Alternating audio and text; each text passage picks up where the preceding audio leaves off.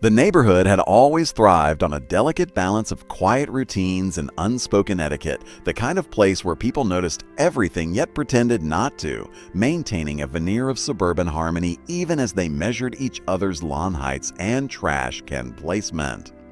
For years, I managed to fit into this rhythm without attracting much attention, quietly running my small woodworking business from my garage. It wasn't anything intrusive or loud. Most days were filled with soft sanding, the smell of fresh cut wood, and the satisfaction of crafting pieces for local customers who appreciated handmade work. I had all the proper permits, kept everything tidy, and limited deliveries to normal hours. Still, the neighborhood had one person who thrived on conflict like it was oxygen, Karen. She lived 3 houses down, in a home that seemed permanently staged for an open house, with perfectly trimmed hedges and a yard filled with garden gnomes arranged with military precision. She had always watched me with thinly veiled suspicion, as though my garage was a front for some underground operation. I didn't think much of it until the day the HOA issued an unexpected notice. It came in a crisp white envelope with the association seal pressed into the top corner, the kind of envelope that immediately sent a ripple of dread down a homeowner's spine.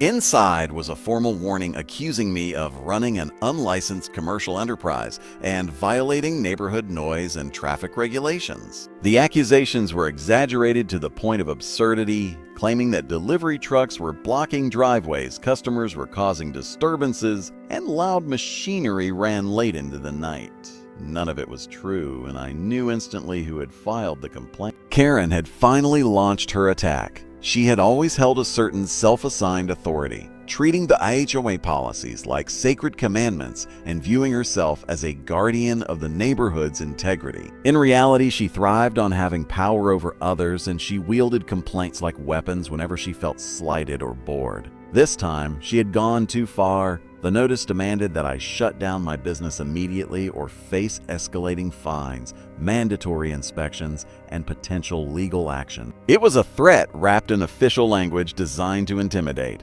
For a moment, I felt the panic rise, wondering if this quiet livelihood I had built was about to crumble because of a bored neighbor with too much time and too little empathy. But panic quickly gave way to something stronger: determination. I knew the truth and I had documentation to prove it. Still, something about the timing felt odd. My business had been operating for years without issue, so why the sudden urgency? Why now? I started thinking back to little things I'd noticed. Delivery vans pulling up to Karen's house late at night, strangers quickly exchanging bags at her door, boxes stacked on her porch that seemed too large and frequent for ordinary household use. At the time, I brushed it off as none of my business, but now those details lingered in my mind. Karen had always been vocal about following the rules, but what if she wasn't? What if the person trying to shut me down was hiding something behind her perfectly manicured yard and smug smile? The thought gnawed at me as I reread the notice, analyzing each line with growing suspicion.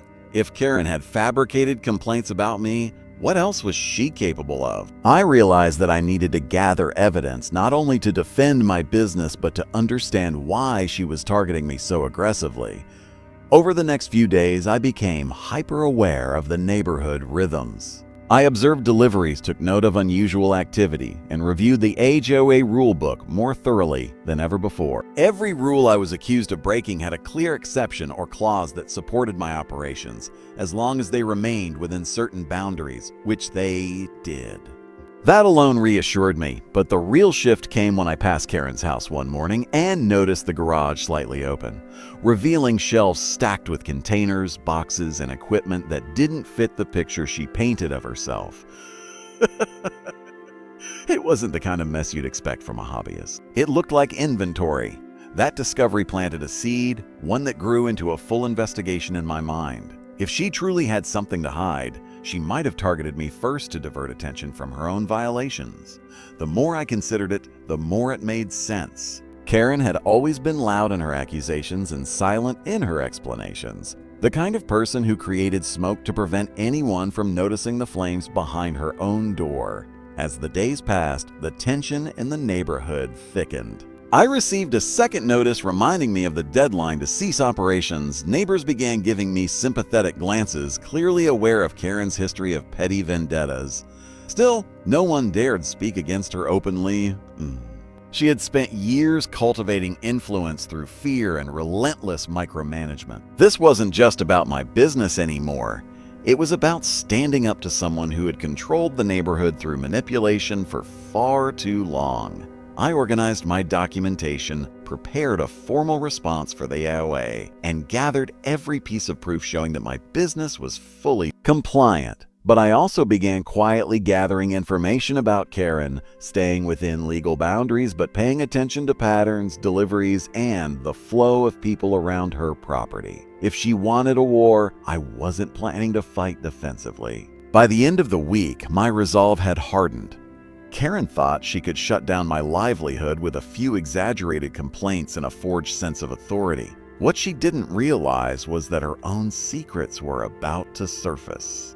And when they did, the consequences wouldn't just be inconvenient, they would be devastating for her. As I sealed my response letter for the HOA and prepared for the meeting that would determine the fate of my business, I felt the shift in the air.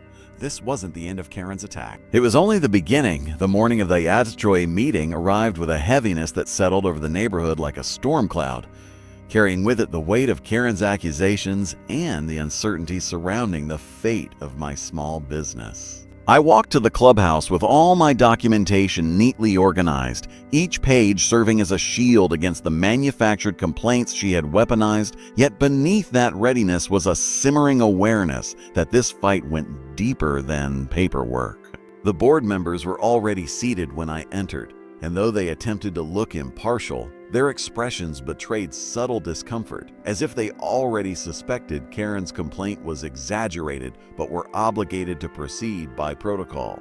I presented my permits, records, and evidence of compliance with every regulation the HOA set forth, laying out a clear picture of a quiet, harmless operation.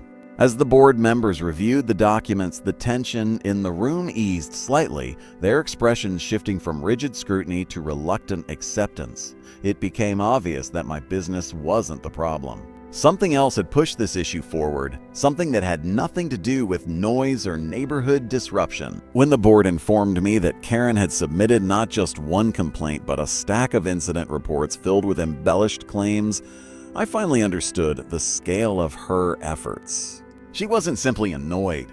She was determined to destroy my livelihood through sheer persistence, hoping the quantity of accusations would overshadow their lack of truth. But as I left the meeting, reassured by the board that they would review all evidence before making a final decision, I realized that this confrontation had only scratched the surface of what she had planned. The more she pushed, the more certain I became that she was hiding something of her own. Something serious enough to drive her into a preemptive assault against me before anyone could look too closely at her activities. In the days following the meeting, I noticed Karen's behavior changing. Her typical patrols around the neighborhood grew more frantic, her eyes darting toward my house with suspicion wrapped in nervous energy. She hovered by her mailbox longer than necessary, scanning the street as if expecting someone to appear with accusations in hand. Deliveries to her home shifted to odd hours, early mornings before dawn, late-night drop-offs that barely stopped long enough to unload, with drivers who avoided eye contact and hurried away as if they didn't want to be seen. Neighbors whispered more openly now, quietly exchanging stories about the strange comings and goings at her place. Apparently, people had noticed these unusual patterns for months, but dismissed them as quirks. After all, Karen was always eccentric in her behavior, obsessive in her need to control, but it was becoming increasingly clear that her perfectionist persona was only a mask stretched over something she desperately hoped no one would uncover. I began documenting everything with the same diligence she had used against me. Only my evidence was grounded in truth, not petty exaggeration. I made note of late-night van arrivals, tracked the frequency of deliveries far exceeding normal household needs, and even started piecing together a timeline of her sudden landscaping projects that conveniently coincided with times when she received unexpected shipments. I observed from a distance, careful not to cross any boundaries, but attentive enough to notice the subtle inconsistencies that pointed to a larger operation concealed behind her immaculate yard and overly curated lifestyle. Meanwhile, the HOA board requested additional time to evaluate the situation, clearly overwhelmed by the volume of Karen's complaints and the stark contrast presented by my thorough documentation. The neighborhood atmosphere grew thick with anticipation as people sensed a confrontation brewing between the woman who had bullied residents for years and the neighbor who had finally taken a stand. What made the whole situation even stranger was how Karen seemed to unravel under pressure. She lingered on her porch at odd hours, pacing as if waiting for news, her usual haughty confidence replaced by a brittle restlessness. At one point, I saw her peering through the side window of her house, clutching her phone with a white-knuckled grip, glancing around with the paranoia of someone who knew their secrets were at risk of exposure. The more she cracked, the more determined I became to uncover the truth. It wasn't about revenge anymore. It was about understanding why she had targeted me so intensely, what she was attempting to divert attention from, and how deep her violations ran. My curiosity turned into a methodical investigation, one that revealed patterns of activity I hadn't expected. Receipts left in her recycling bin, discarded labels from bulk shipments, and chemical containers tucked behind her garage that were clearly meant to be hidden. Everything pointed to some sort of unauthorized business, one that absolutely violated HOA rules, potentially even local regulation. The irony was thick enough to taste. The same woman who fought me over a quiet woodworking project was apparently running something far more disruptive, concealed behind her constant barrage of complaints and false claims. The hypocrisy of it fueled me, pushing me deeper into the truth she had tried so desperately to bury. And then, one late afternoon, as the sun dipped behind the houses and cast long shadows across the neighborhood, I witnessed something that shattered any remaining doubt. A van pulled up to Karen's driveway, its side unmarked but its interior packed with equipment that had no place in a residential home. The driver unloaded several large boxes, each marked with materials that fell under regulated handling. Karen rushed outside with a frantic urgency, waving him toward her garage, glancing nervously around as if afraid someone might be watching. She didn't see me observing from a distance, hidden by the curve of the street, but even if she had, she was far too absorbed in her panic to notice. At that moment, the final piece of the puzzle clicked into place. Karen wasn't trying to shut down my business out of annoyance. She was trying to prevent anyone from looking too closely at hers. Her attack was a smokescreen, a distraction designed to keep the spotlight off her violations. The realization settled heavily on me, but with it came a sense of purpose stronger than anything I had felt since this conflict began. I didn't just need to defend myself anymore. I had to uncover the truth and bring her operation into the light before she caused harm or manipulated the HOA into punishing others for her own wrongdoing. The suburban calm around us masked a battle that was quietly escalating, and as Karen's facade began to crumble, I could feel the momentum shifting. What started as her attempt to destroy my business was slowly turning into the unraveling of her own.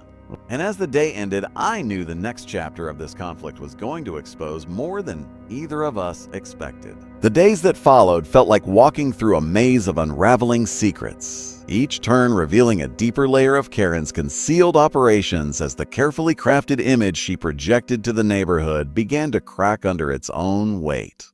With every suspicious delivery, every late-night movement in her garage, and every frantic interaction she had with unknown drivers, the truth edged closer to the surface. I noticed that she had started keeping her blinds half closed, despite always priding herself on a spotless, open view that showcased her immaculate living room, now hidden behind tightly drawn curtains.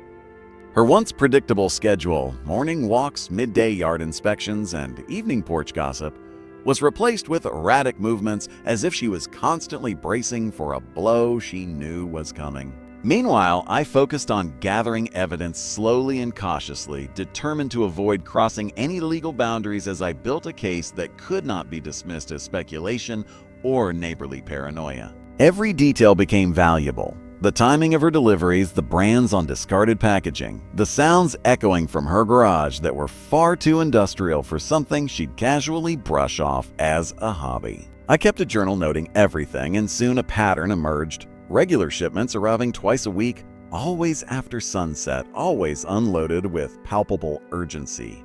The contents were consistently large, sometimes requiring 2 people to carry them, yet none of these deliveries matched the lifestyle she claimed to have. I began researching the labels I had seen in her recycling bins, using the smallest scraps, logos, barcodes, partial shipping information to understand what she was bringing into the neighborhood. What I uncovered made her campaign against my woodworking business look laughable in comparison. She was receiving supplies used for high-volume production, materials that required licenses, ventilation standards, and proper disposal methods. It was the kind of operation that could cause serious environmental or safety risks if done improperly, exactly the kind of thing she accused others of without hesitation. And she was doing it in total secrecy, hidden behind a mask of righteousness she wielded like armor.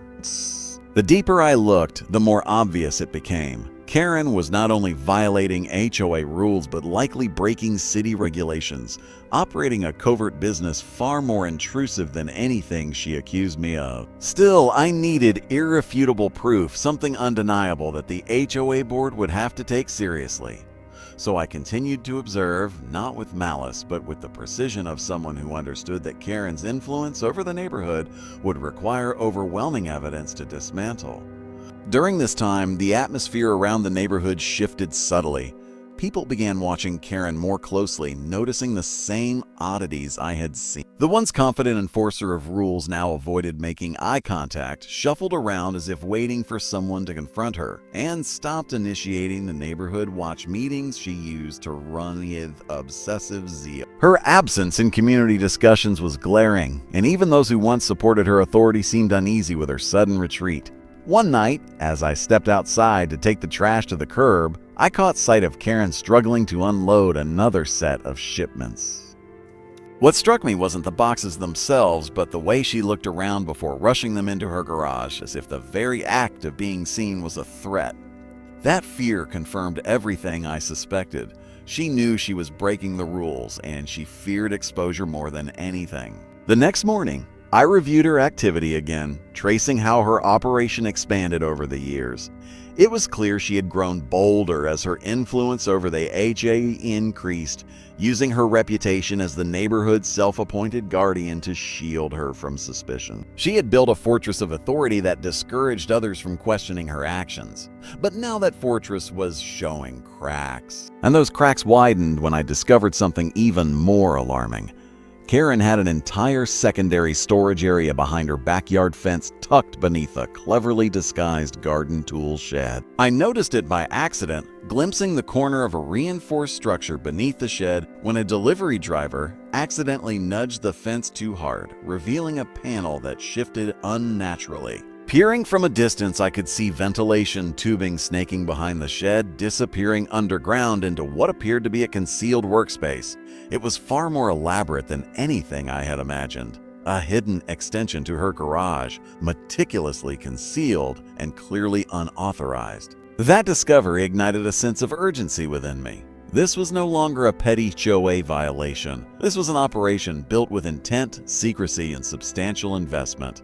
Whatever she was producing or handling required space and privacy she could never admit to the HOA. As I continued to gather details, I realized she had likely chosen to target my business first because she feared the HOA might begin looking more closely at home-based operations in the neighborhood. If they started investigating me, it wouldn't be long before someone noticed her activities, especially if they came during one of her delivery days or caught sight of the makeshift ventilation system hidden beneath her backyard shed. With that realization, everything she had done suddenly made perfect sense. Every accusation, every embellished report, every manufactured noise complaint. She was trying to eliminate the nearest threat before it had the chance to expose her own violations. She was playing defense disguised as offense, desperately trying to maintain control over a situation rapidly slipping away from her. But if she feared exposure before, her anxiety was about to become something much larger. The HOA board had begun quietly reaching out to neighbors, gathering statements, assessing the credibility of her complaints, and comparing her reports to actual observations around the community. The more they investigated, the more inconsistencies surfaced. Her accusations lacked corroboration. Her timelines contradicted known schedules. Her reports were filled with dramatic embellishments that no one else could confirm.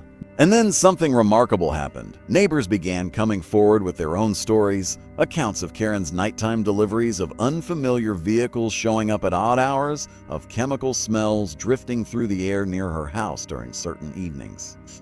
They had kept these concerns to themselves out of fear of her retaliation, but now that she had openly attacked me, her usual intimidation tactics no longer held the same power. The community had finally found its voice. As the neighborhood began stitching together its collective memories of Karen's suspicious behavior, I realized we were no longer dealing with isolated observations.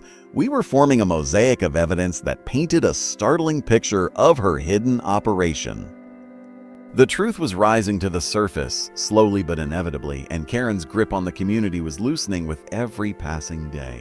Yet the sense of unraveling wasn't complete. There was still more to uncover, more secrets waiting to be pulled into the light, and the weight of those revelations would soon shift the neighborhood into a conflict it had been silently avoiding for years. And as I watched Karen retreat further into the shadows of her once immaculate home, I knew the turning point was approaching.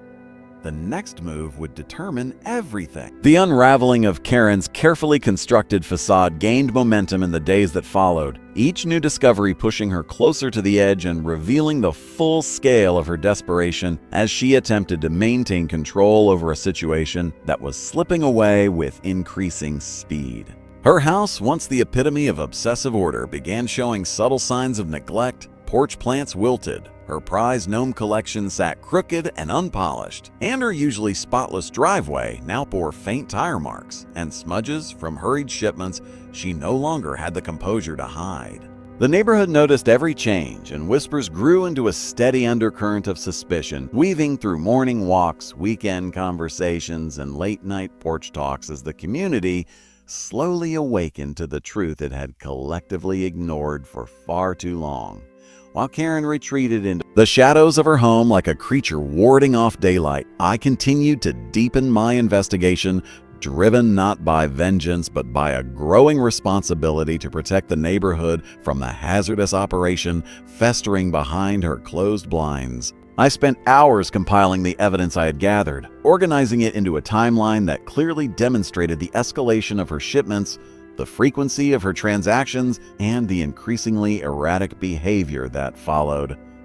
The more I studied the pattern, the more alarming her operation appeared. It wasn't a harmless side business or innocent crafting hobby, but something that required secrecy, specialized materials, and a network of suppliers who visited the neighborhood only under cover of darkness. Meanwhile, the HOA board's internal review intensified, triggered by neighbor testimonies contradicting Karen's series of exaggerated claims against me.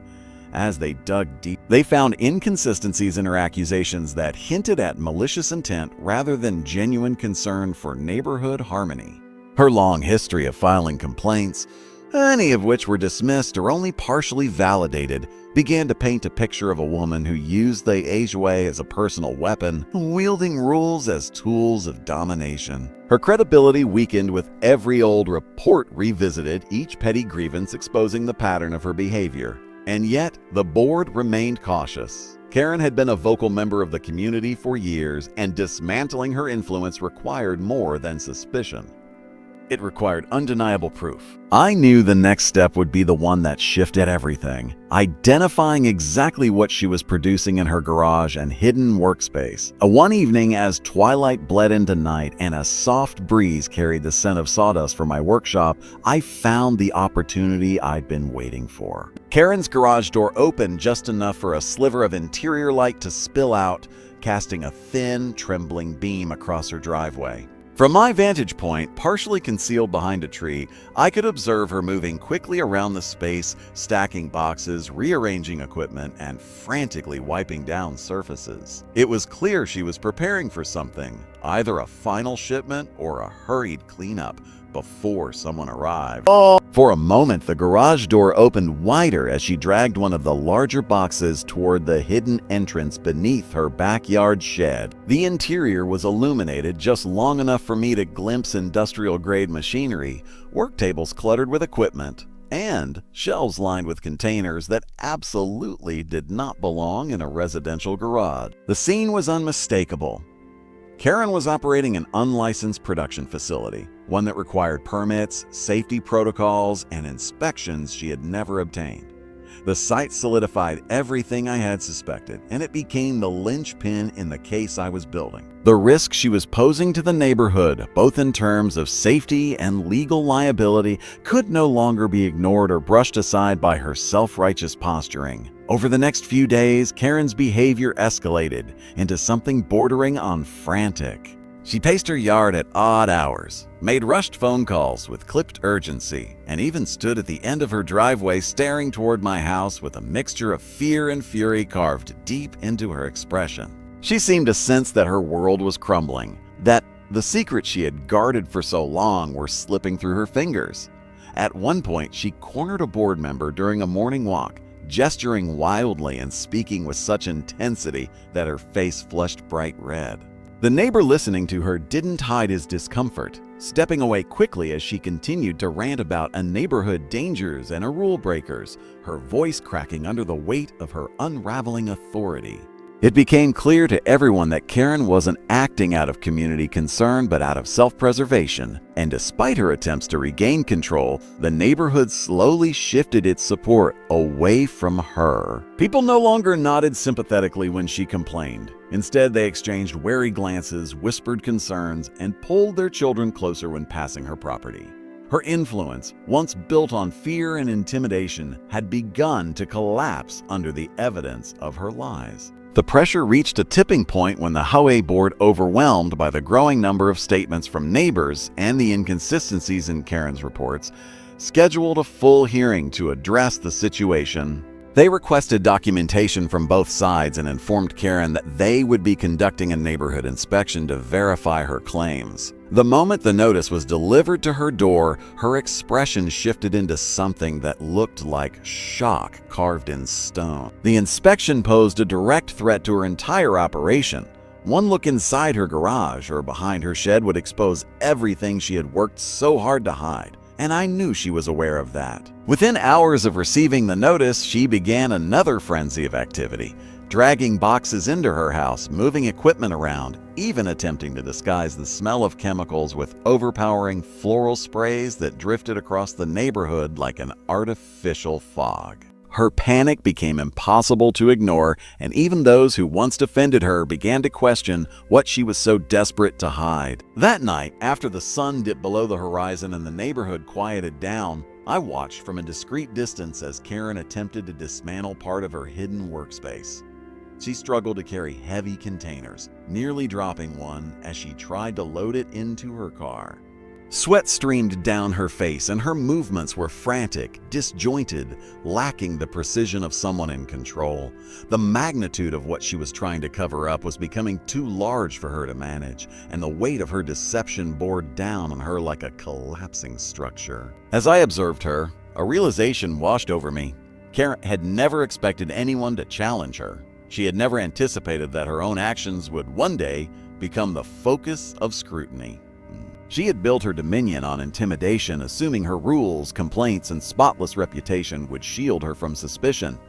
But now, cornered by her own lies, she was unraveling at a pace even she couldn't contain. The upcoming inspection and the inevitable exposure it would bring loomed over the entire neighborhood like the calm before a storm. Everyone sensed that something monumental was about to unfold, something that would reshape the balance of power in the community. And as the night deepened and Karen continued her frantic efforts to salvage what remained of her secret operation, I knew we were approaching the breaking point. The next phase would not just reveal the truth, it would determine the future of the neighborhood itself. The days that followed unfolded with a steady, simmering tension that seemed to settle over the neighborhood like an unwelcome fog. It was the kind of tension that made even the mundane routines feel different, as if every small detail carried a deeper meaning. The HOA board continued to send out its routine notices and impersonal reminders, pretending as though nothing had changed, as though the storm brewing beneath the surface wasn't slowly reshaping the entire community. But everyone felt it. The shift had become impossible to ignore.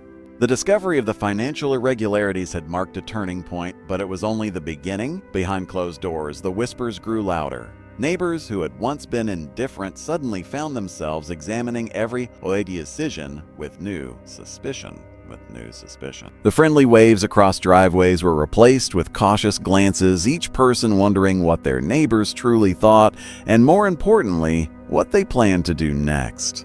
For the first time in years, the community felt alive with a sense of possibility, yet equally weighed down by uncertainty. At the center of this transformation was the board, once an untouchable force, now increasingly vulnerable. The president, who had long maintained an air of unshakable authority, began to appear more agitated and impatient. The meticulously crafted image of control and competence had started to crack, revealing an undercurrent of panic that even the most polished behavior couldn't conceal. Every action, every decision seemed more desperate than the last. Neighbors noticed the shift, though few dared to acknowledge it openly. The pressure continued to mount as more residents came forward with concerns. Some brought old notices they believed had been issued unfairly. Others shared stories of punitive fines, unexplained rule changes, or suspicious decisions that had once seemed minor but now felt suspiciously connected. Bit by bit, a larger picture formed, a picture that pointed toward years of unchecked authority and a pattern of selective enforcement. Even those who had once viewed the HOA as a stabilizing force began to question whether the board had ever acted in the community's best interest. Meanwhile, the board members themselves were fracturing. It began quietly, almost imperceptibly, with subtle disagreements during private meetings. A raised eyebrow here, a frustrated sigh there. The treasurer, once loyal and steadfast, became increasingly uncomfortable during discussions about the finances. The secretary, usually eager to follow the president's lead, hesitated before agreeing to certain proposals. What had once been a unified front was now a collection of divided priorities and conflicting loyalties. Each member understood, even if they never admitted it aloud, that the integrity of the board was slipping.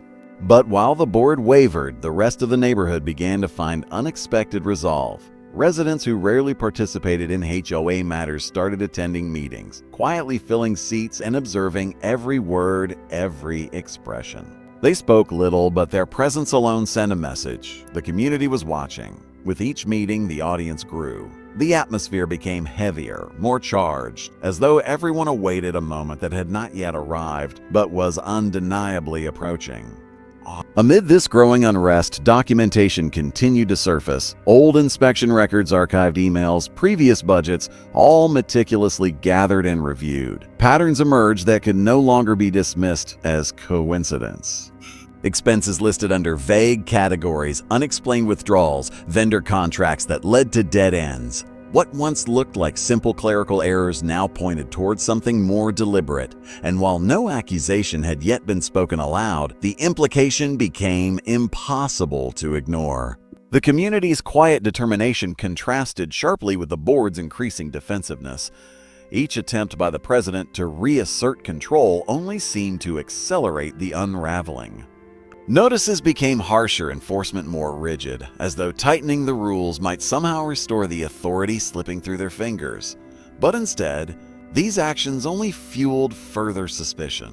Neighbors whispered about overreach, about panic, about the fear driving these decisions. The more the board tried to control the narrative, the more it slipped from their grasp. The stress began to show in the smallest interactions. Conversations that had once been casual and friendly now carried an undercurrent of caution.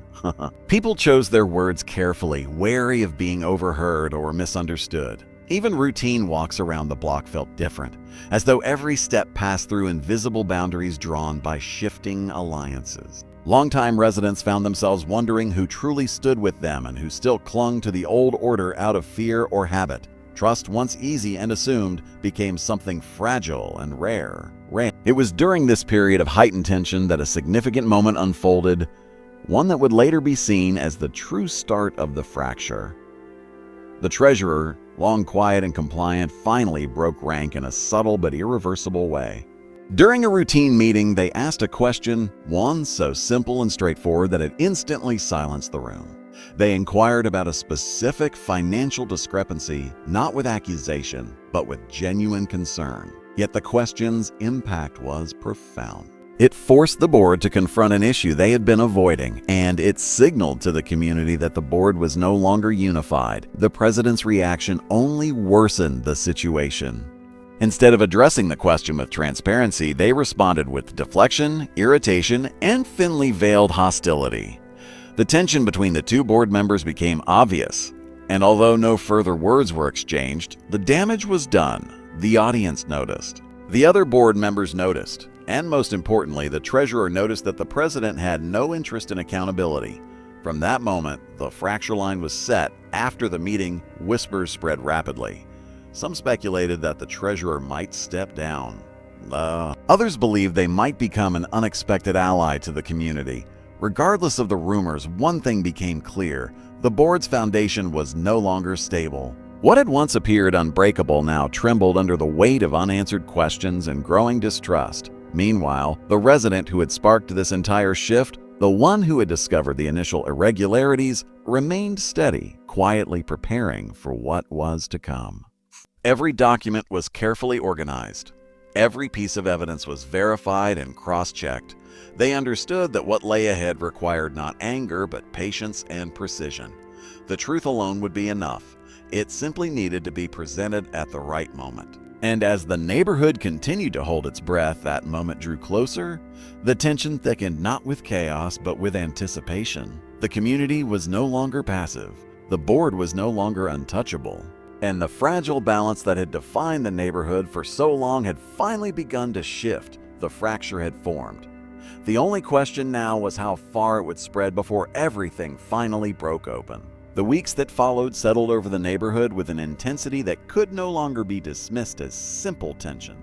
It felt heavier now, almost physical, as if the air itself carried the burden of everything that had yet to unfold. The neighborhood moved through its routines, but underneath every ordinary moment was a quiet awareness that something irreversible had begun. Nothing looked different on the surface. The same lawns, the same driveways, the same meticulously maintained hedges. But the unspoken truth was that the community had crossed a threshold. There was no going back to the silence that once protected the HOA authority, nor to the complacency that had allowed it to thrive unchecked. Every resident sensed it, even those who pretended otherwise. The investigation into the financial inconsistencies had grown more structured, more intentional. What had begun as a casual review had evolved into a systematic examination of every record the HOA had attempted to bury in bureaucracy. The resident who had taken the lead on this effort worked tirelessly, piecing together details that, when isolated, meant little, but when combined, formed a narrative impossible to ignore. They spent late evenings organizing receipts, cross-referencing emails, and building timelines that exposed a pattern of decisions benefiting a select few at the expense of the community. The process was tedious, yet grounding. Each discovery brought clarity. Each inconsistency added weight to the growing case, and with each passing day, the certainty deepened that the truth would not only change the neighborhood, it would redefine it. The board, sensing the shift, began to move with a desperation that grew more visible even to the less attentive residents. Their attempts to assert authority increased in frequency and sharpness. New notices appeared on doors with unusual urgency. Minor infractions, previously ignored, suddenly became reasons for formal warnings. Rules that had long been flexible were now interpreted with a rigidity that bordered on hostility. It was transparent to everyone paying attention. The board was tightening its grip because it feared losing control. The president especially seemed consumed by the unraveling. The polished demeanor that once commanded respect now carried an undercurrent of agitation. Their actions felt erratic, their decisions reactive rather than strategic. Neighbors noticed the shift in tone during meetings, the impatience in their voice, the way they avoided questions with rushed explanations that satisfied no one. For the first time, the leadership they had long boasted about seemed hollow, and the community, once silent, no longer feared acknowledging it. Inside homes, quiet conversations began to take place behind closed curtains. Families discussed what they had seen, what they suspected, and what they hoped would happen next. The treasurer's subtle challenge during the previous meeting became a point of fascination and speculation. It was clear to many that the treasurer had reached a breaking point, and the weight of their discomfort only fueled more questions about what had been happening within the HOA for years. The treasurer themselves spent days in a conflicted state, caught between loyalty to the board and responsibility to the community. The more they reviewed the records, the more they saw patterns they had ignored or dismissed. Meetings replayed in their memory. Moments that once seemed insignificant now carried chilling implications. They began to understand the consequences of their silence and the role they had played, however unintentionally, in enabling decisions that harmed the neighborhood. And with that understanding came a growing determination to do what was right, even if it meant standing alone. Meanwhile, the resident leading the investigation uncovered a piece of information that shifted everything once again.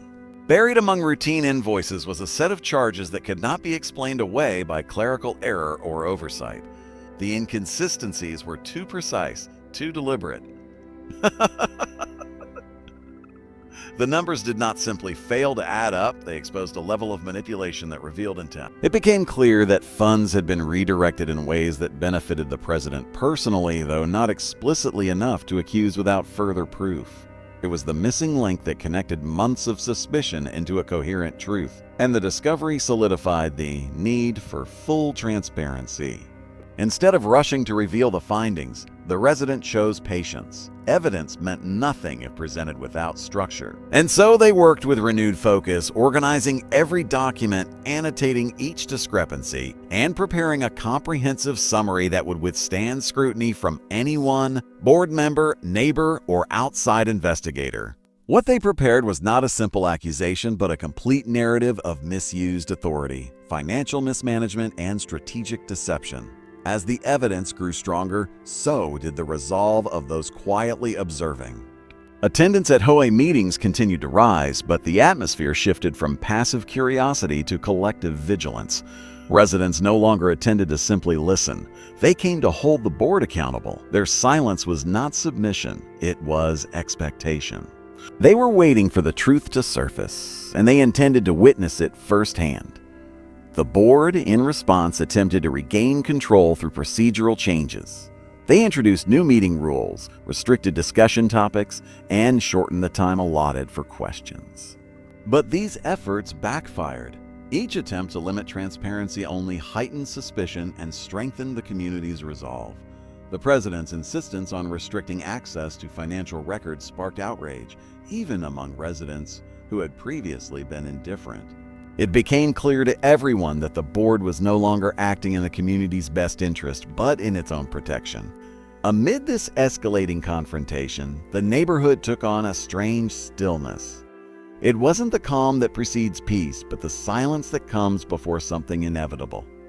People sensed that a breaking point was coming. They could feel it in the way conversations cut short when a board member walked by, in the way neighbors lingered near community spaces as though waiting for news, in the way even children playing outside paused to observe the adults' strange intensity. The resident leading the effort felt this shift deeply. It added pressure, yes, but also clarity. They understood that what they carried was no longer just information, it was responsibility.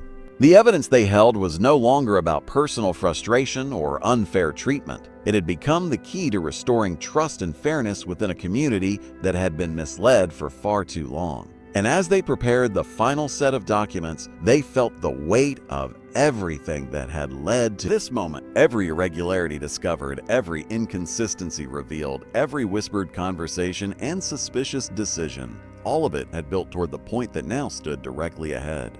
The evidence was ready, the truth was organized, and the community was prepared to hear it. The only thing left was the moment itself, the moment when the fracture within the edgeway would no longer be a quiet crack beneath the surface but a visible break that could not be ignored, repaired, or concealed. And that moment was fast approaching. The morning of the meeting arrived with a heaviness that settled over the neighborhood like an unmoving fog, thick with anticipation and quiet dread. Even before the sun had risen fully, there was an electricity in the air, an unspoken awareness that the events of the coming hours would decide the community's future. People woke earlier than usual, moving through their routines with distracted movements, their minds fixed on what awaited them. No one said the words out loud, but everyone understood that today was the day something would finally break. The HOA meeting room, usually half empty and echoing with disinterest, filled steadily long before the scheduled start time. Residents who had never attended a meeting before arrived early, taking seats that had remained untouched for years. Conversations whispered through the air in hushed tones, the kind of murmurs that carried both fear and hope. Neighbors exchanged cautious nods, some offering small gestures of solidarity, others simply trying to steady themselves for what was coming. The board members entered one by one, but the confidence they once carried was nowhere to be found. Their steps were measured, stiff with anxiety, their expressions strained. They avoided eye contact, moving quickly to their seats with a rigidity that betrayed the calm facade they attempted to display. The president, in particular, looked worn, the edges of their composure frayed beyond repair. Their once practiced smile was gone, replaced with a tension that settled deep in the lines of their face. They shuffled papers unnecessarily, trying to appear occupied, but their hands trembled slightly with every movement. The meeting began with the usual formalities, but the energy in the room made it clear that those rituals no longer held any authority. The agenda was presented, but no one cared. The residents were not there for routine updates or procedural discussions. They were there for answers, accountability, and truth. The moment the floor opened for community concerns, the shift happened. It began subtly. One resident cleared their throat, another straightened in their chair, and then a single voice broke through the silence, calm but firm, asking for clarification on the financial discrepancies that had been rumored for weeks. The president responded with a rehearsed explanation, insisting that everything had been handled appropriately, but their voice wavered. It was a small crack, barely noticeable to someone unfamiliar with the situation, but to those in the room who had been watching closely, it was proof that the foundation behind the board's authority was beginning to crumble. More questions followed. Each resident who spoke seemed emboldened by the one before them, their concerns building on one another with precision and purpose. They asked about invoices that didn't match approved budgets, about decisions made without proper documentation, about inconsistencies that could no longer be explained away by administrative oversight. And with every question left unanswered, the tension in the room tightened like a rope pulled taut. The president attempted to steer the meeting back to order, but their authority had weakened too much to hold. Their responses grew sharper, their tone defensive, their explanations increasingly inconsistent. When they insisted that certain documents were no longer available, a murmur rippled through the room, a murmur not of confusion but of disbelief. The treasurer, sitting several seats away, shifted uncomfortably. Their face had remained pale throughout the meeting, as though every word spoken tightened the knot in their stomach. They had known this moment would come, but knowing did nothing to soften the impact of experiencing it. They exchanged glances with a few residents, and in those fleeting interactions, an unspoken acknowledgement passed between them. The time for silence had ended. When the resident who had been conducting the investigation finally rose from their seat, the room fell into a stunned quiet. Their presence carried an undeniable weight, not because they sought attention, but because the entire neighborhood understood what they had come to present. They stepped forward with calm, measured movements, carrying a thick folder filled with meticulously organized documents, the evidence that had been quietly gathered, reviewed, and verified for weeks. They placed it on the table in front of the board without a single gesture of urgency, but the silence that followed was deafening. The president stared at the folder as though it were a threat, something dangerous enough to pierce through every layer of control they had constructed over the years. Before they could offer another dismissive explanation, the treasurer stood up. Their voice, though steady, carried the weight of someone who had been holding a truth for far too long. They admitted that the records needed to be reviewed publicly, and that withholding them was not only inappropriate, but a violation of the HOA obligations. A ripple of shock traveled through the room, some from relief, others from disbelief that a board member had finally broken ranks. The president's expression twisted with panic, their composure shattering as they realized they were losing control not only of the room, but of their own board. They attempted to cut the treasurer off, insisting that everything was under control, but their words fell flat. The residents were no longer listening. They were watching the unraveling unfold in front of them, their suspicion transforming into certainty. The investigator then began presenting the findings. They spoke calmly, methodically, detailing each inconsistency, each unexplained expense, each suspicious decision. They did not embellish or accuse, they simply laid out the truth. And with every page turned, every number explained, every discrepancy revealed, the board's authority eroded further. The room's atmosphere shifted from tense anticipation to stunned realization. People leaned forward in their seats, absorbing information that painted a picture more disturbing than any of them had imagined. The president's attempts to interrupt only amplified their guilt in the eyes of the community. When the investigator finally revealed the set of records that suggested personal benefit, subtle but undeniable, the room seemed to exhale all at once, as though the collective breath held for months had finally been released. What followed was not chaos, but a chilling clarity. The residents demanded accountability. They insisted on a full audit.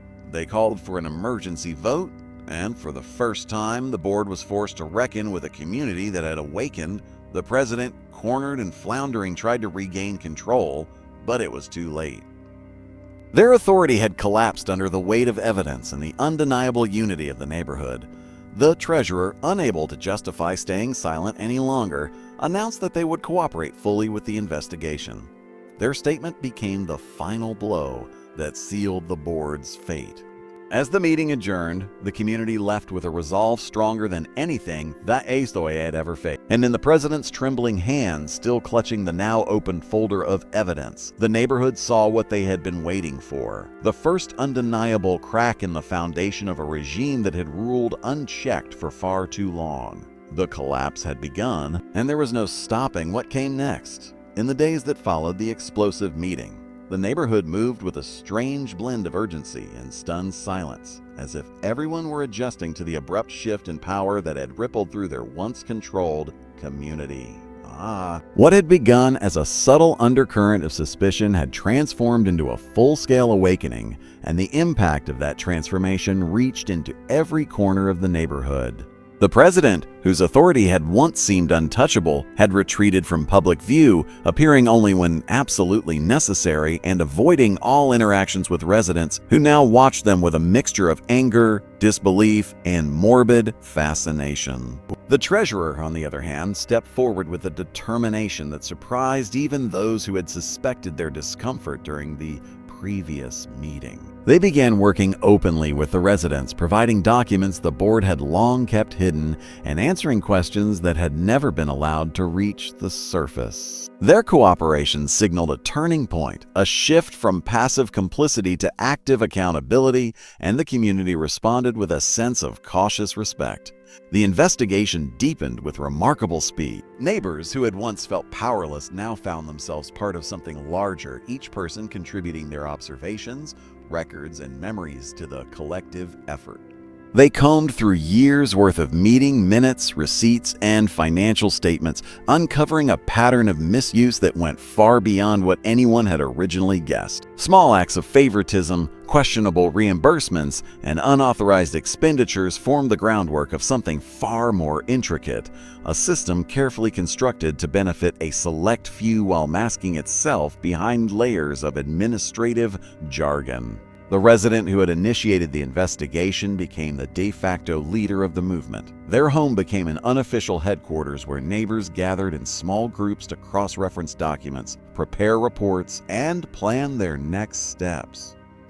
Each night, the dining table filled with stacks of papers, highlighted notations, and laptops glowing late into the evening. What had begun as a private quest for justice had evolved into a community-driven operation, fueled by determination, anger, and a shared need to reclaim what had been taken from them. While the neighborhood united, the president's world crumbled. Their carefully cultivated image of authority, once reinforced by years of intimidation and selective enforcement of rules, had shattered under the weight of the evidence presented. They could no longer walk the streets without sensing the shift in the way people looked at them, no longer with deference but with suspicion. They withdrew into their home, blinds drawn, avoiding every opportunity for confrontation. But avoidance could not protect them from what was coming. The emergency vote scheduled by the community after consulting local regulations and gathering the necessary signatures approached rapidly.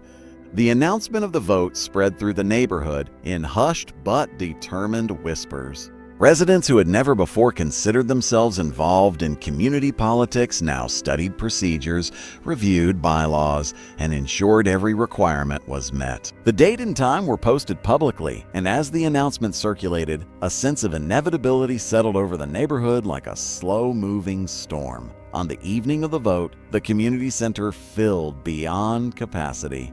Residents stood shoulder to shoulder, the air heavy with anticipation, frustration, and the quiet hope that this gathering would mark the end of an era defined by fear and misuse of power. The president arrived late, their appearance disheveled and drained of the confidence they had once worn like armor. They moved stiffly to their seat, ignoring the piercing stares that followed them. The meeting began without ceremony. The investigator presented the findings, not with drama or embellishment, but with a clarity that left no room for denial. The evidence was laid out from start to finish. Every discrepancy, every unauthorized expenditure, every decision made in secrecy. The treasurer confirmed the authenticity of the documents and acknowledged their own failure to speak up sooner. A murmur of mixed emotions spread through the room. Sympathy for their remorse, anger for their silence, and gratitude for their courage to finally break free from the board's control.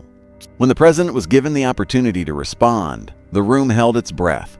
But instead of the fiery defense many expected, they stumbled through fragmented explanations, their voice shaky and unfocused. They blamed miscommunication, clerical oversights, and stress. They denied accusations even as the evidence contradicted them. They attempted to shift responsibility to other board members, but the residents had grown wiser, and no amount of misdirection could obscure the truth. The vote commenced. Hands raised across the room in a unified wave, a silent declaration that the community demanded change. The result was decisive, overwhelming support for the president's removal, alongside demands for a full audit and the immediate restructuring of the board. The president sat motionless as the outcome was announced, their expression hollow as if they were finally understanding what they had lost. Not just a position, but the power they had abused for so long. In the days that followed, the neighborhood transformed. The treasurer resigned voluntarily, choosing to assist the transition from outside the board rather than remain part of a structure they had helped enable. New members stepped forward. Neighbors long overlooked by the previous board, individuals with genuine interest in fairness and transparency. Committees formed to review past decisions, to rebuild trust, to ensure that never again would a single authority go unchallenged. Karen, the instigator whose false report had sparked everything, faced consequences of her own. Her attempts to shut down her neighbor's harmless home business now seemed laughably insignificant compared to the exposure of her illegal operations. Fines, investigations, and the collapse of her own quietly hidden scheme left her reputation in ruins. The very authority she once weaponized against her neighbors had turned against her with relentless force, and the homeowner she targeted, the one whose small business she tried to destroy, watched the unraveling not with spite but with quiet vindication. They had not sought revenge. They had sought fairness. And in the end, it was fairness that prevailed, carried forward not by anger but by unity. As weeks passed, the neighborhood slowly returned to normal. But it was not the old normal built on fear and silence. It was a new normal, one shaped by transparency, accountability, and the knowledge that even the quietest resident had the power to ignite change. The story that had begun with a simple false report ended with the complete restructuring of an entire community. And in the newfound calm of the neighborhood, there remained a powerful reminder. When one person tries to weaponize the rules, sometimes the rules end up turning back on them. And the community they underestimated becomes stronger than ever.